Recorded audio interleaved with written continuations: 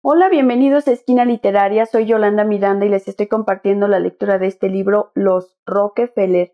Estamos en la tercera parte que se llama Los Hermanos y vamos a continuar. Charles Stoddard, por entonces director ejecutivo del Comité Ciudadano Asesor para Recreo y Belleza Natural, recuerda igualmente haber recogido grandes cantidades de correspondencia sobre el mismo proyecto. La gente pedía a Lawrence que hiciera algo, pero él nunca lo tomó en consideración. No lo veía como un asunto conservacionista. Debido a la ley Hudson River Compact, la propuesta de Oettinger fue aprobada en 1966. El Departamento de Interior tuvo que aprobar el proyecto y recabar del Cuerpo de Ingenieros del Ejército permiso para la construcción. Los conservacionistas habían recopilado un expediente alegando que aunque era evidente que una vez construida, la gente utilizaría la carretera, no había una exigencia real que justificase su construcción. Por otra parte, habían encargado estudios a expertos en pesca que demostraban que los sedimentos de las obras de dragado y terraplenado destruirían las desovas de sábalos, lubinas, esturiones y otras especies y arrasarían las camadas reproductoras de los mariscos indígenas. El secretario de Interior, Stewart Udall, parecía persuadido y ya se había manifestado en contra del proyecto de la carretera diciendo: esa autovía, en un paraje tan pintoresco e histórico como el del curso del Hudson, deterioraría gravemente los valores que todos tratamos de conservar. Pero conforme se intensificaron los alegatos de oposición, los Rockefeller comenzaron a presionar sobre el secretario, y habría sido preciso una persona más resoluta para resistir sus presiones. El 25 de enero de 1968, Udall ya había empezado a mostrarse indeciso cuando fue convocado a Nueva York para una reunión en el apartamento de Nelson con los Rockefeller y sus ayudantes. Aunque hubiera estado dispuesto a enfrentarse con el gobernador, difícilmente habría podido ignorar a una persona como Lawrence, que contaba con un claro ascendiente sobre el presidente en asuntos de conservacionismo. Como manifiesta actualmente Udall, me pareció que Lawrence y el gobernador estaban en un error. A mí personalmente no me gustaba la autovía, pero en aquella reunión enseñaron todo tipo de mapas e informes. Fue una presentación perfecta. Durante y después de la reunión, Lawrence me instó insistentemente a que no obstaculizase los proyectos que él y Nelson tenían para el Hudson. Poco después de aquella reunión, Udall comunicó a Ed Krabs, director de la agencia de recreo y antiguo amigo de Lawrence, que había cambiado de opinión y que ya no se opondría al proyecto de la autovía.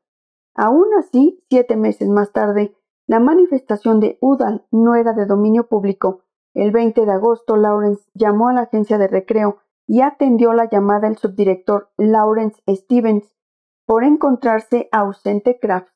El resumen que hizo por escrito de la conservación nos da una idea de cómo operaba Rockefeller. Mr. Rockefeller me dijo que estaba con su hermano, el gobernador Nelson Rockefeller, y que llamaba para conocer la situación de la revisión de Interior en relación con la legislación y aplicación del río Hudson para un permiso de construcción de la autovía del Hudson. Querían estar seguros de que Interior seguía teniendo constancia de la solicitud. Añadió que tenía entendido que el congresista Oettinger presionaba intensamente sobre el secretario Udall para que se opusiera a la autovía e insinuó que el gobernador Rockefeller estaba dispuesto a ejercer una contrapresión en caso necesario.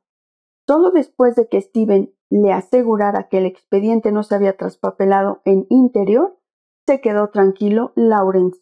Cuando Udall anunció en público su decisión de permitir que el cuerpo de ingenieros condescendiese un permiso para excavar y terraplenar, el Club Sierra y el Comité Ciudadano para el Valle de Hudson, un grupo formado en 1965 en el distrito de Oettinger para oponerse al proyecto, presentaron recurso ante los tribunales federales y consiguieron un mandato prohibiendo la construcción.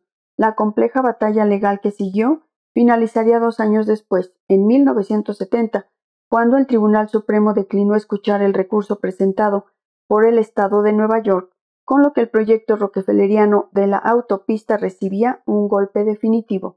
El papel de Lawrence en estas pugnas habría sido difícil de determinar. Se advertía su influencia, pero era con mucho un personaje en segundo plano en una foto de grupo. Comparado con otras personas muy definidas, él parecía desenfocado y como si la cámara no hubiera logrado congelar su movimiento. En el momento de la instantánea no estaba mirando de frente, sino mirando por encima del hombro de su hermano a alguien del grupo, con su característica mirada de distanciamiento jocoso. Sin embargo, en la polémica levantada por el Parque Nacional Redwood de California, su intervención estuvo más clara. A mediados de los años 70, este parque ocupaba un puesto preferente en la agenda conservacionista de la administración Johnson, pero era objeto de controversias. Según un estudio del Servicio Nacional de Parques, se confirmaban las recomendaciones del Club Sierra para que Redwood Creek, la zona más extensa en bosques naturales y los mayores ejemplares de secoyas, fuera el lugar ideal del parque previsto, pero en 1967 las compañías madereras y otros opositores al proyecto decidieron que si había que crear un parque se hiciera en la zona de Mill Creek. No solo era más pequeño que Redwood Valley, sino que además ya incluía 2 parques estatales. Las compañías madereras bromeaban en privado diciendo que si se situaba allí el parque, lograrían parar la difusión de la peste de los parques. Conforme la polémica fue subiendo de tono, Udall se inhibió del asunto y lo dejó en manos de Ed Krabs.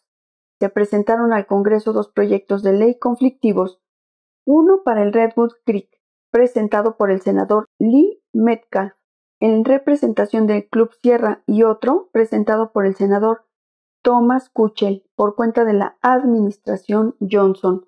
Dentro de la administración republicana de California y entre las compañías madereras selectos conservacionistas estaba Lawrence Rockefeller, orquestando las fuerzas partidarias de ubicar el parque en Mill Creek.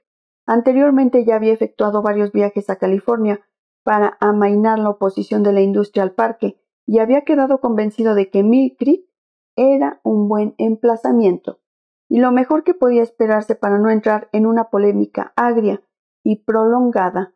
Luego había desempeñado un importante papel para lograr el compromiso del presidente Johnson de aplicar la legislación sobre Mill Creek. Espero que les haya gustado la lectura del día de hoy de este libro, Los Rockefeller. Los espero en el próximo video para continuar. Muchas gracias por escuchar.